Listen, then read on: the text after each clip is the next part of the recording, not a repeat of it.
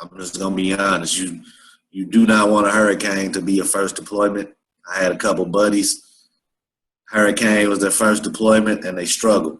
You know, you need to get in the spring so you can get those little hailstorms where the damage is pretty much consistent and it's always the same stuff, to where you can get some sort of repetition built to where you know and learn how to use the software, the process that the company that you're working for wants you to use.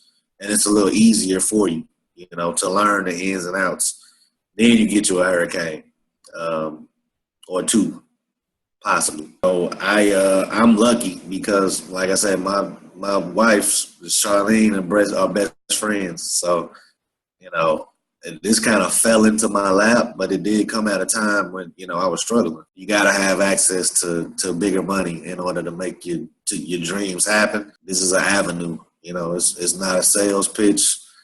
You know, you got to do the work. You know, you get the license, you still got to do the work. But if you do the work, you know, there's always money out there in this field. Always.